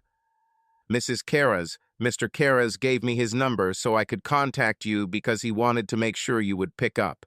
I assure you, he is completely fine. In fact, I'm afraid Mr. Spinner's reports of Mr. Karras's injury were a hoax, and here I would like to express my personal condolences for the unnecessary fear they have caused you with their hoax. Kelly stuck her tongue out at me. A prank? Prank. What the hell is going on? I'll ask again. Who are you and why are you calling from Matt's phone? Mrs. Kara's, let me reiterate that I am using Mr. Kara's phone with his permission, and I also need to notify you that this call is being recorded. Do you agree with this? Maeve's voice went in a new direction, still angry and scared, but even more confused. Recording? For what? Who the hell are you? Mrs. Kara's, my name is Kelly Dewitt, and I am an attorney with Green Family Law in Springville. Your husband, Matthias Kara's, has hired me to represent him in the matter of dissolution of your marriage. Dissolution. Yes, madam. Mr. Kara's has instructed me to do this as quickly as possible, but he also has no interest in this sordid incident becoming public knowledge if it is not necessary. Dirty incident. I could easily imagine Maeve, dazed and glassy-eyed, able only to repeat Kelly's words. I wonder if she was even standing. Yes, Mrs. Kara's. Normally, we would simply serve you with notice to file for divorce, but Mr. Kara's hopes that we can reach an agreement that will avoid litigation. The purpose of this call is to notify you of what is happening and to encourage you to hire your own attorney and have him or her contact me as soon as possible. Lawyer. Yes, madam. Do you have pen and paper handy, Mrs. Kara's? I'm going to give you my contact information so you can give it to your lawyer. What? No, I haven't. Okay, that's not a problem. After I finish this call, I will send you a text message with all my contact information. However, after this, the phone will be disabled, and you will not be able to contact me or Mr. Kara's through it. But I need to talk to Matt. This is all wrong. It shouldn't have happened. We love each other, and... Is he there? I need to talk to him. This can't be. Sorry, Mrs. Kara's, but Mr. Kara's is not ready to speak with you, so you will need to convey all messages for Mr. Kara's through your lawyer. I'm going to hang up, Mrs. Kara's. Please have your lawyer contact me as soon as possible. All the best. Kelly hung up while Maeve began her next confused sentence. That went well, she said as she sent her contact information to Maeve's phone and turned mine off. Her words were ironic, but there was sadness in her voice. Are you okay? I asked, although it seemed like a strange reversal of our roles. I love protecting wives, husbands, and children from abusive spouses, but cases like this make me tired and sad. There's something strange here, Matt. I think you are doing the right thing. This is the only possible solution, but I do not sense any malicious deceit on the part of your wife. For some reason, perhaps due to an uncontrollable sex addiction, she has destroyed the center of her life, and neither of you will come out of this happy. Damn it, I'm not even 30. Have I really already experienced the last happy day of my life? Kelly shook her head and body sharply to get rid of the dark thoughts. No, she said. It sucks, and it will for a while, but it's not the end of the book, just one shitty chapter. As part of our services, we will connect you with a therapist. If you take therapy seriously and follow the advice you receive, you will come out of this much faster, so I hope you do. Ask Frank. I know he won't mind if I say that he waited too long to use these services, and it cost him a lot of unnecessary pain. Yes, we did, Frank confirmed a few hours later as we ate chicken wings and chilled shrimp with Bloody Marys during happy hour at a downtown sports bar catering to office workers. I brushed it off as nonsense that a real man didn't need, but in the end I just stewed in my own shit, like a clogged toilet. You talk to me sometimes, you could have talked more, I said, trying not to imagine his latest comparison. I know you were always there, man, but honestly, it hurt more than it helped. At least until I went to see a therapist Kelly recommended. But why? I asked. His face darkened. Because you and Maeve were so happy, seemed so perfect, and it only made me grieve more for what I lost. Especially when I found out that I had been living a lie for so long without having any idea about it. I didn't know what to say, so I just sipped my drink. Then, after I started going to Kelly's therapist, I was finally able to look at you two as a sign of hope for the future rather than a reminder of the past. His voice faded, and it all turned out to be another lie, I said. Damn it, he muttered. Damn it, I repeated and raised my glass for a toast. We clink our glasses quietly and take a long sip. When the secretary showed me into Kelly Dewitt's office, I half expected to see Maeve sitting there to ambush her, and my gut tightened. I must have exhaled quite loudly because Kelly giggled, waving her hand around the room as if to indicate that it was empty. No, it's just the two of us, she said. Sit down, Matt. When I sat down, she added, although Maeve begged to be allowed to tell you everything herself. If this were a TV show, it would be a classic clash. Then I guess I'm glad it's not TV. It was 3 o'clock on Tuesday, but I wasn't at work because when I went there yesterday to change my direct deposit and other information, my manager gave me that day off and allowed me to take the rest of the week off if I needed to. I spent the day mostly at Frank's, looking for my own apartment.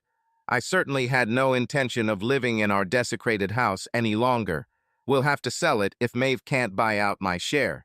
I also went for a 5-mile run in the morning and another 3-mile run about an hour before meeting Kelly. I hoped that the mixture of endorphins and fatigue would help me remain calm during what I expected would be a test of my emotions. When she called me to set up the meeting, Kelly said that she had spoken with Maeve this morning and she explained everything that had happened. Kelly said I really needed to hear it in person because it was too weird for a phone conversation. Now my lawyer was looking at me with a sly smile that made her look damn sexy. Frank said she was hot, and he was right. I suddenly realized that I was glad that she was not at all like Maeve. Maeve was all curves, with wavy brown hair and a creamy skin tone, while Kelly was clearly mixed race, Hawaiian and white by my guess. The parts of the legs and arms that were visible were toned and tanned. Her hair was straight and black, and although she wore it professionally styled, I assumed it might have reached to her shoulder blades or below when worn down. Kelly said, I think I'll see the surprise on your face, but I can only imagine how much more interesting it would be if you heard it from the wife herself. Stop dragging on the intrigue, I said. What do you want to say? She did all this for you, Kelly said. I'm pretty sure my face showed more than the surprise she expected. What the hell? I nearly cursed, leaning forward sharply and slamming my fists hard onto the table. Kelly's smile faded and her gaze became confused as she noticed my knuckles turn white. This bitch is claiming that I knew everything and that I wanted her to sleep with a bunch of guys because it turned me on. My voice rose and I grabbed the edge of the low table, ready to tip it over. Kelly almost lunged across the table and grabbed my nearest wrist tightly. No. Oh God, Matt, no. I ruined everything again. I looked at her. I showed myself as a wit again. I didn't even think that you would take it like that. I'm really sorry. I half relaxed and tilted my head, asking a question. She let go of my wrist and sat up straighter in her chair. Maeve didn't say anything like that. In fact, she is heartbroken that you found out about this and are planning to get a divorce. Get a divorce. I hadn't thought about it in those terms yet, but that's what I was doing, wasn't it? Then what does do all this for me mean? Baby, she said in a quiet, depressed voice. Everything came to me at once. Maeve's passion was not related to incest, but to finding a father for her child, the same one we have been trying unsuccessfully to conceive for the last year and a half. Find a guy who is like me so he can give it to her since I couldn't handle it. I knew that she really wanted a child, and so did I, but I had no idea that she was so desperate that she was ready to take such crazy steps. Did she do this to get pregnant? I asked, looking for confirmation of my shocking conclusion. Yes, Kelly replied. Here, you need to look at this. She pushed several pages towards me. It was a lab report from some medical center dated 4 months earlier. I didn't see my name or Maeve's name there, but I recognized the name of her and the doctor requesting the tests. It took me a couple of minutes, but I finally figured out that Dr. Wellborn had provided 2 samples from patient 25473, and both tested well below normal, according to the attached chart. Am I patient 25473? I asked. Kelly nodded. But how did she get the samples? For the first time in our short acquaintance, I saw embarrassment on Kelly Dewitt's face. She said she told you to use protection a couple of times. We certainly didn't use this when we were trying to conceive, except for a couple of times a few months ago. She took samples for testing when I couldn't make a baby after about 11 months of trying. I said it more as a statement than a question, but Kelly nodded anyway. Then, after she got the test results, instead of talking to me, she decided to find guys who looked like me as donors and decided to accept their donation the old-fashioned way. My heart sank again when I remembered her comment in the chat about some kind of injection therapy to get rid of her problems. Kelly said, she mentioned that your health insurance doesn't cover art, which can be very expensive, and that you've already significantly reduced your savings to buy the home where you were hoping to start a family. I closed my eyes and let my forehead hit the table with a thud. Damn it, I moaned. No wonder you felt witty. She's just crazy. Oh, crap, I exclaimed, sharply raising my head from the table. I began to furiously tap my finger on the report. That means I won't have to pay child support if her plan worked, right? Kelly's face became even sadder. You will need to get tested because your levels are low, but not zero, she said. But it probably won't be necessary. Why not? What happened? The knot in my stomach tightened even more. After Maeve and I talked this morning, and she realized that she had been exposed and that you were threatening to divorce, she went to her doctor. He gave her a pill for the next day. But today is not the morning after, I said. She was with the first guy on Thursday night.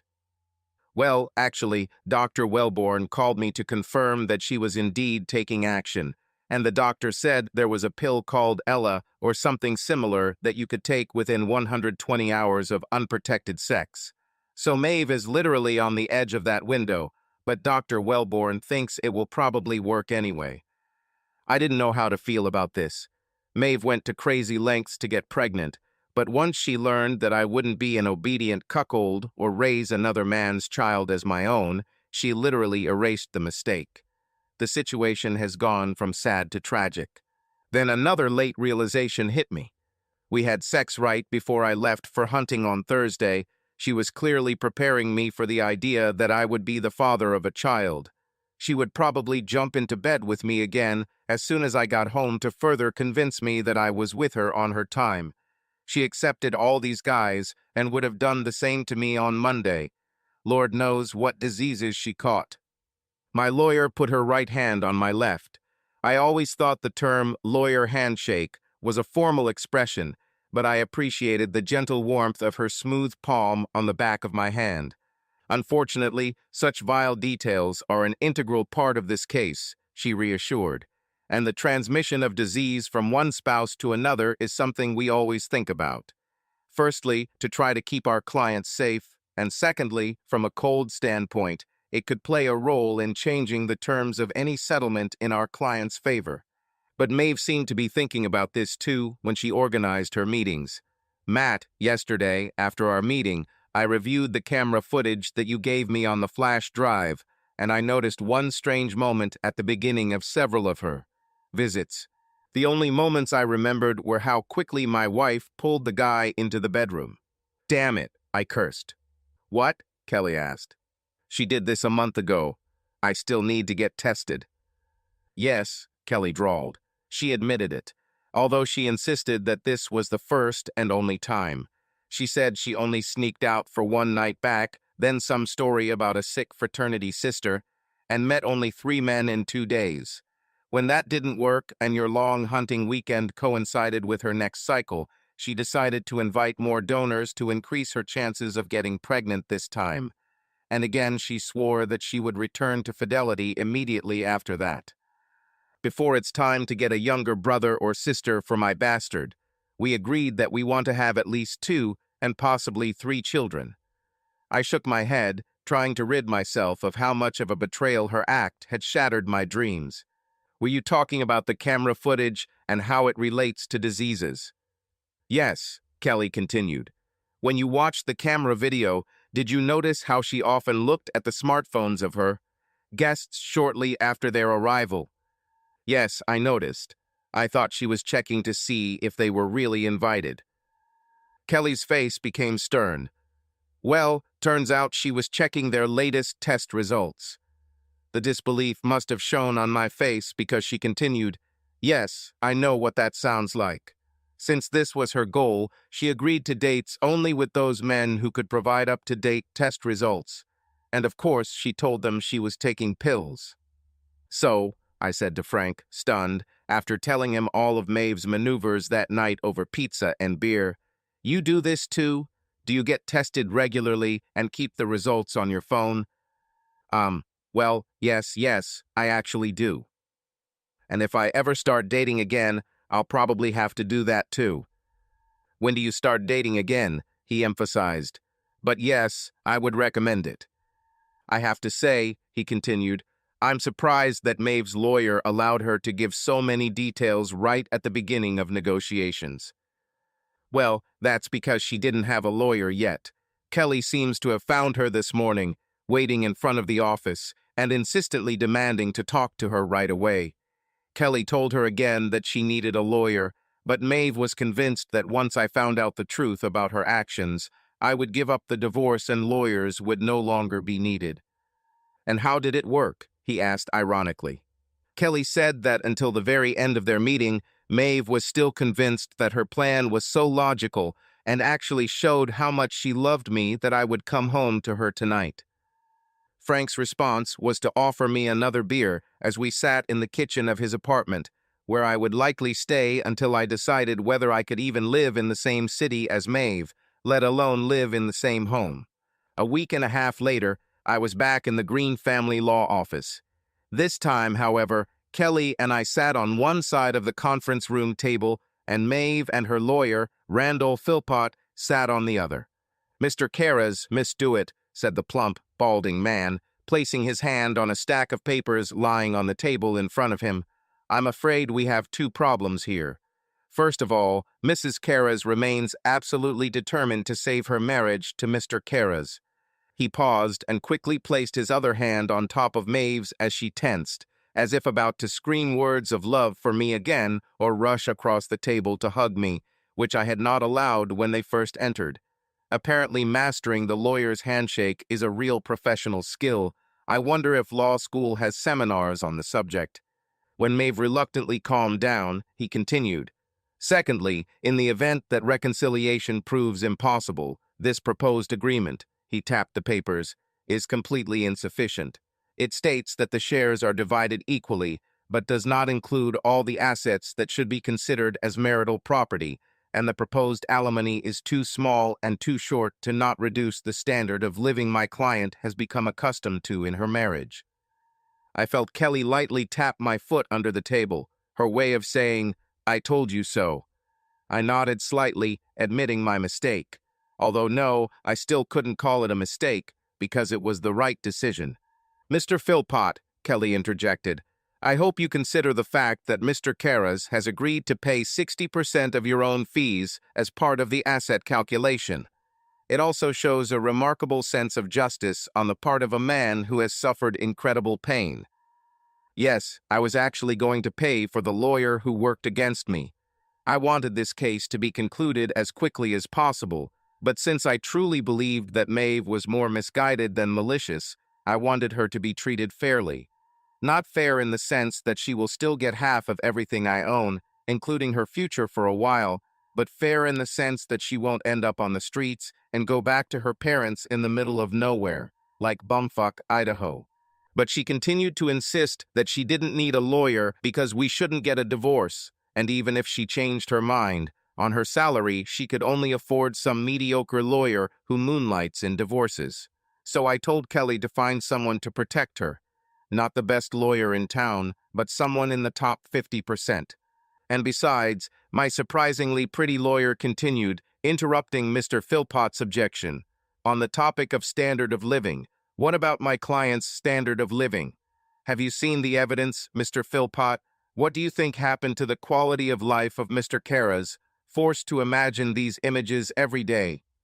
It was a little theatrical, but Kelly wasn't exaggerating. I really struggled with it.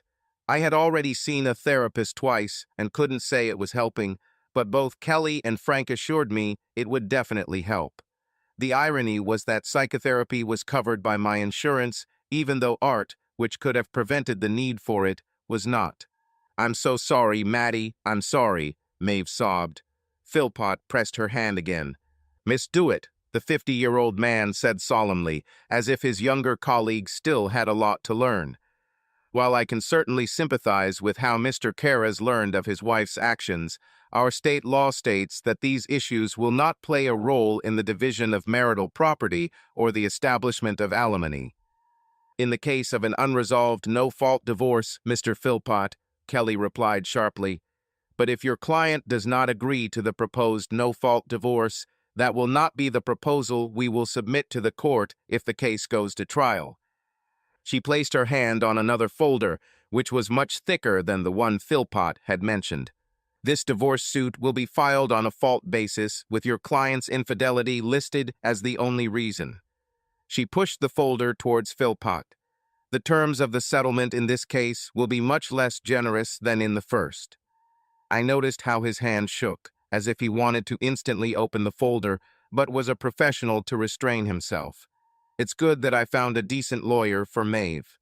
While public disclosure of the facts of this case would be incredibly embarrassing for Mr. Karras, I suspect it could be even more serious for Mrs. Karras, especially if we call everyone involved in your client's multiple infidelities as witnesses and demand paternity tests for the child she tried to conceive with their help. Maeve gasped, making a sound of complete sorrow. "So, stop," Philpott was indignant. "There's no need to be so cruel, Miss Dewitt. You know full well that Mrs. Karras took measures to avoid possible conception, despite her urgent desire to give birth to the child they both dreamed of." "My child, our child," I exclaimed.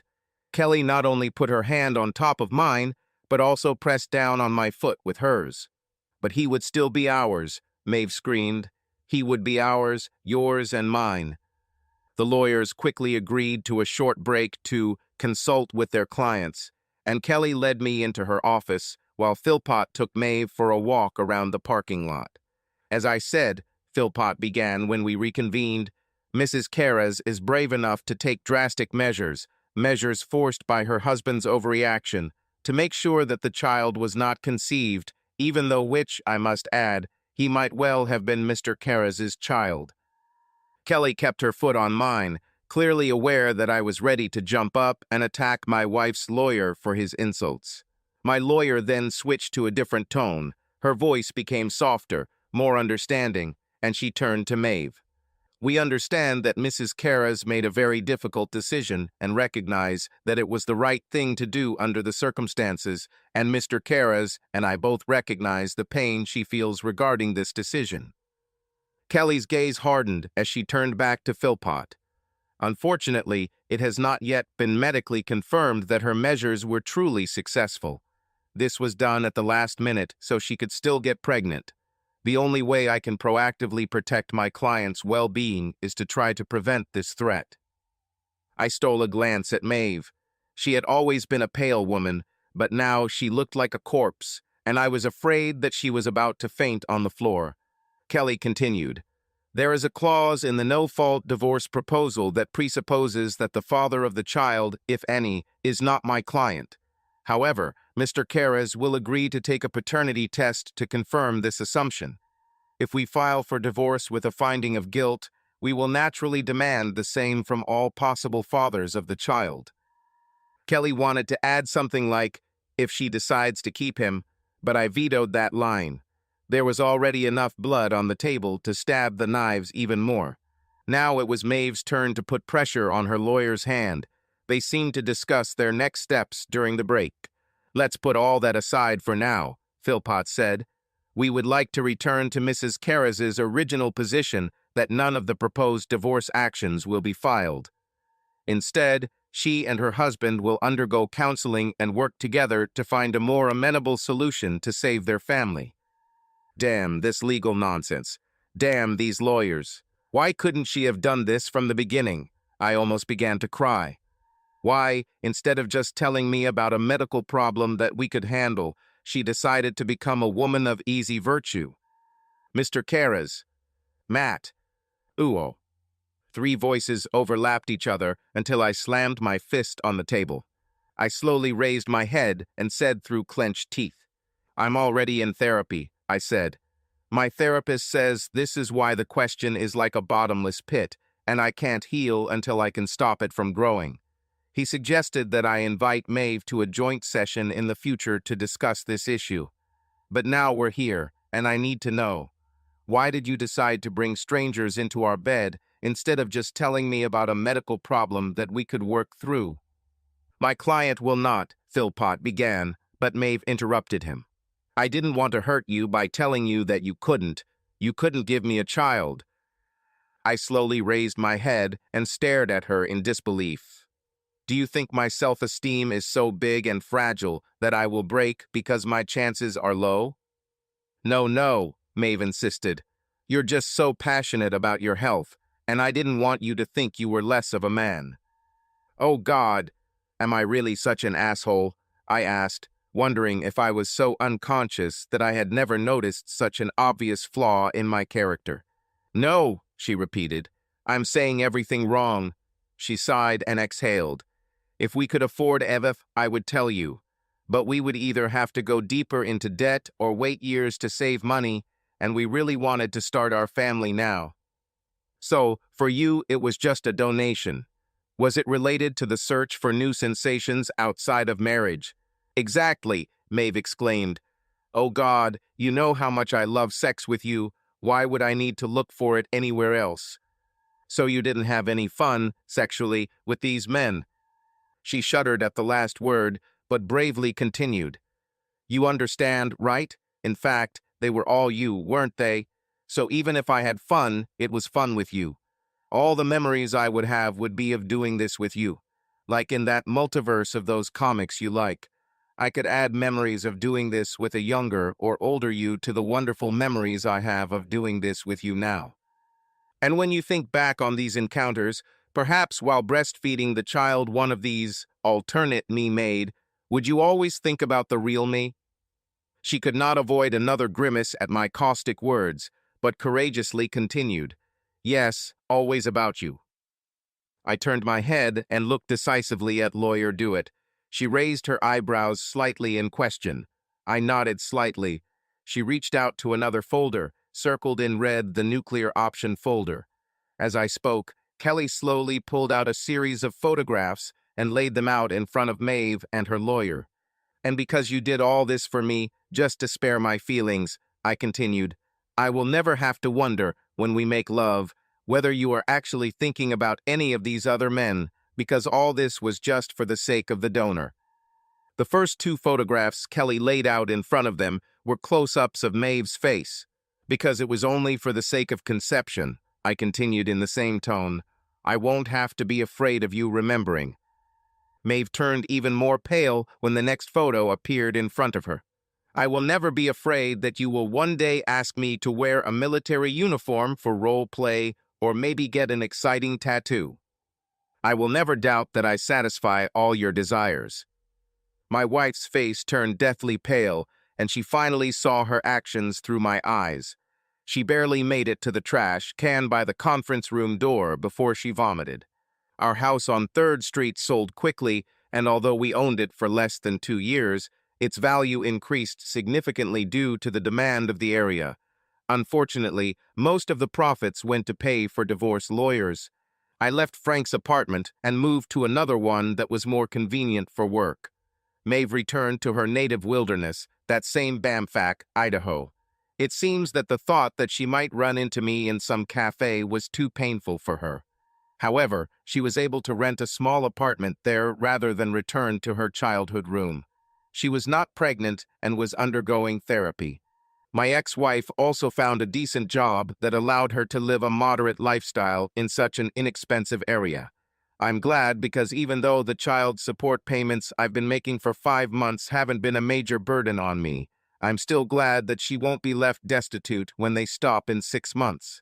Yes, she brought this nightmare upon both of us, and thoughts of her insane betrayal still easily twisted my insides, but she was the love of my life, and I had no doubt that her remorse and regrets were as sincere as my own.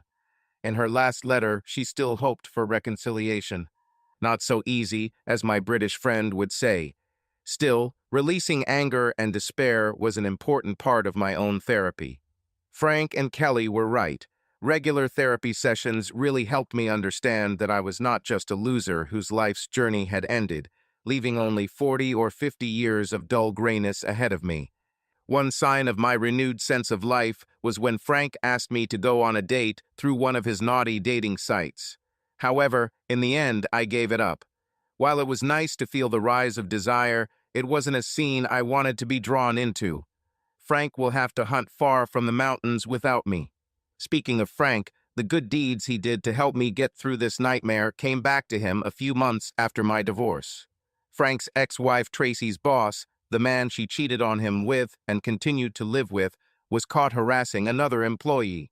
Unfortunately for him, he misjudged his victim this time, and she used her phone to record him as he hit on her, hinting that her career could advance or suffer depending on her reaction. She slapped him and filed a sexual harassment lawsuit against him and the company, which won her compensation and got him fired from his job and divorced. As for Tracy, without him as her boss, her true workability became apparent, and she left the company as well. She even tried to win Frank back, but was met with a cold shoulder. She then went the other way and threatened to go back to court demanding more child support. But Kelly Dewitt helped Frank and had one discreet phone conversation with Tracy's lawyer, where she laid out evidence Frank had collected too late to help in his divorce, but which he could provide if they went to trial again.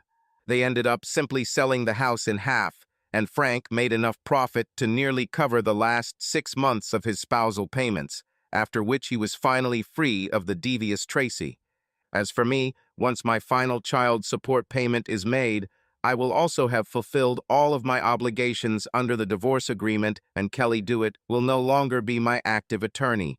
Green family law has a strict policy prohibiting attorneys from dating clients, but it does not appear to apply to former clients. I'm still not sure if I'll ask her out since she knows in such terrible detail what happened to Maeve, but I'll talk to my therapist about whether it's a smart move. However, whether it's Kelly or another woman, I'm starting to regain hope that happiness can still find me in this crazy world where love can go too far. Subscribe to our channel so that your love doesn't cheat on you, and go ahead and listen to the next story, because this story is nothing compared to the next one. If you're under 18, don't even think. Click to the next one. Click to the next one. Click to the next one. Click to the next one. Click to the next one.